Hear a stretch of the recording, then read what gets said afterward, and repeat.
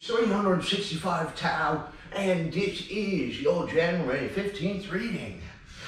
The surge, or the river surging course, uninterrupted current, headwater, channel, mouth, can they be divided? Each day we all face a peculiar problem. We must validate our past, face our present, and plan our future. Those who believe that life was better in the old days sometimes are blind to the reality of the present.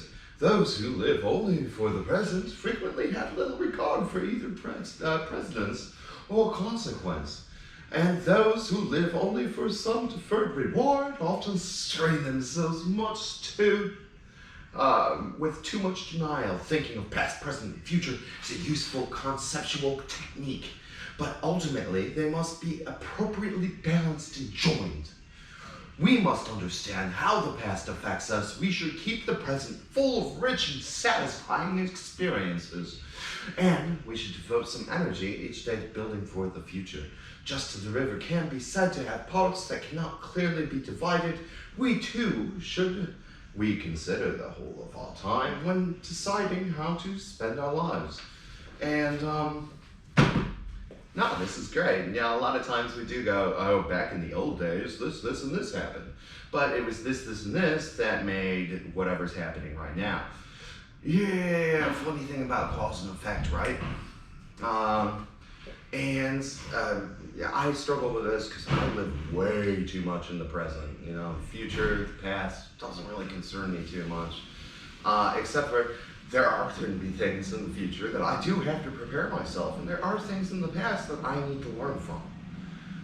Yes, it's really nice to spend that moment in the present moment and just enjoy life as it comes, but in the end, it is inherently flawed.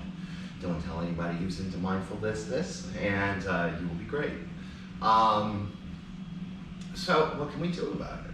What can we do to, live in the past, but not dwell in the past? Well, I mean, take from it like a lesson. And if you take it from it as it was something that was on a History Channel or something, you're like, oh, okay. This happened and I did that, and maybe I could do that a little bit better. Make a game of it. It's just that easy. In the future can be a little daunting sometimes. So sometimes we don't want to actually pay attention to that. But if we go and we see it as opportunities and change our perspective as more of a daunting thing, more like, I can do this because of this, again, turn it into a game, and I'm a big fan of that. So you have a beautiful day, and I will catch you later.